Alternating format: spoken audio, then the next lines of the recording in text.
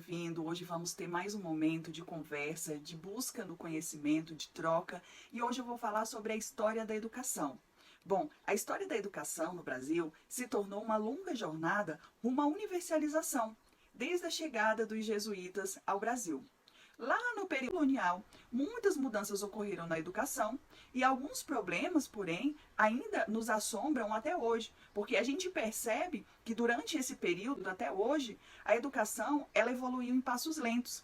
E hoje eu te convido a fazer junto comigo uma síntese de alguns pontos evolutivos, falar de alguns fatos que aconteceu na história da educação no Brasil. E a história, ela começa assim. Ela teve seu início coincidindo com a chegada dos primeiros portugueses no século XV, nos territórios que depois se tornaram um país.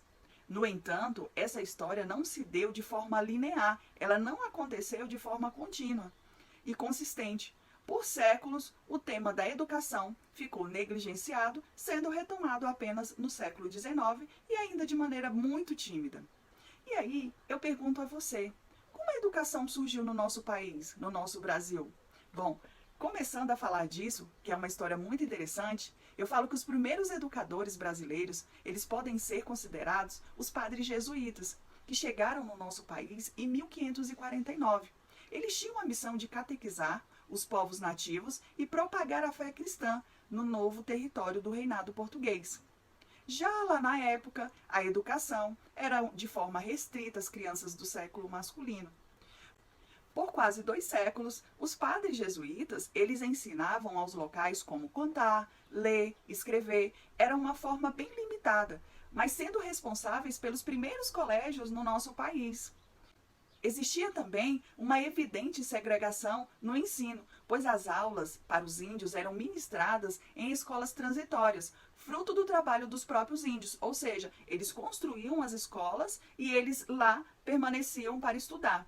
Já os filhos dos colonos e proprietários de terras lecionavam em colégios tradicionais, que contavam com uma estrutura adequada, devido a um investimento robusto que entrava nessas instituições de ensino.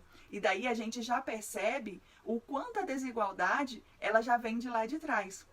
Agora eu vou falar de um outro fato, que foi a saída dos jesuítas e a chegada da família real. Bom, em 1759, os jesuítas foram expulsos de Portugal. Porém, os jesuítas que estavam no Brasil também precisavam sair, o que impactou na educação que era ministrada no nosso país, porque as pessoas que de fato faziam educação tiveram que deixar o nosso país. Então, até o século do fim 17, o país ficou totalmente abandonado do ponto de vista educacional. Essa situação só se alteraria a partir de 1808, ano da chegada da família real portuguesa no Rio de Janeiro. Olha que interessante. E nesse período surgiram as primeiras instituições culturais e científicas, bem como os primeiros cursos técnicos de ensino superior, no Rio de Janeiro e na Bahia. Essas ofertas de cursos novos visavam atender à demanda de serviços e produtos por parte dos novos moradores e da elite local, o que fez com que o Rio de Janeiro e Salvador se transformassem nas cidades em curto espaço de tempo. E para citar também mais um outro fato, eu trago para você a educação após a independência do Brasil. Bom, foi de caráter utilitário e profissionalizante e instituído por Dom João VI, que acabou se perpetuando como principal diretriz da educação no país. Mas em 1827 surgiu a primeira lei que sugeria a criação de escolas do ensino básico em todas as cidades ou vilas brasileiras. Por seu caráter universalista, ficou conhecida como a Lei Áurea da Educação Básica. No entanto, ela não acabou sendo implementada. Durante a regência ocorreu uma reforma constitucional chamada Ato Adicional, no que ficou determinado que o ensino superior deveria ser responsabilidade do poder central, enquanto o ensino elementar, o ensino secundário e a formação de professores seriam responsabilidade das províncias. Essa descentralização teve consequências nocivas à educação, uma vez que se perdia a coordenação dos investimentos e visão igualitárias entre as regiões do país. No entanto, é a determinação que se mantém até hoje. Olha só que interessante, coisas que vivenciamos anos-luz atrás, a gente vivencia ainda hoje. E falando na década de 1920, surgiu o movimento Escola Nova, formado por um grupo de estudiosos sobre o tema da educação, propondo mudanças no ambiente educacional e uma nova conformação do papel do Estado como articulador das ideias e propostas para a educação de crianças e adolescentes.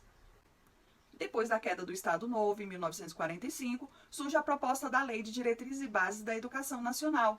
Essa proposta ficou tramitando por anos até a aprovação em 1961. Olha quanto tempo não se passou para que realmente essa lei fosse aprovada. E ela tratava de um movimento de defesa da escola pública, universal e gratuita. Nesse período surgiram alguns importantes marcos da educação, que irei citar a seguir, com datas e fatos. Bom, podemos dizer que em 1951 surgiu a Fundação CAPES, Coordenação de Aperfeiçoamento do Pessoal do Ensino Superior. Em 1961, nós temos também a instalação do Conselho Federal da Educação. Já lá em 1971, tivemos a obrigatória conclusão do ensino primário em 8 anos e começa-se a usar os termos primeiro e segundo graus. Aí nós temos aquele marco de 1996, que começa a se utilizar a denominação do ensino fundamental e ensino médio, ambos pertencentes à educação básica. E houve-se também a integração da educação infantil, agora com mais relevância no cenário nacional. E após essa redemocratização do nosso país, foi promulgada a Constituição Brasileira de 1988, que de fato universalizou o ensino fundamental e procurou dar foco para a erradicação do analfabetismo no nosso país. E olha o quanto esse marco e esses fatos que aconteceram foram importantes para que a gente vivencie a educação que de fato a gente faz hoje. E para finalizar, eu vou falar um pouquinho dos desafios da educação nos dias atuais. Mesmo que tenha avançado de forma substancial no século XX e XXI, a educação do Brasil ainda sofre problemas graves e urgentes.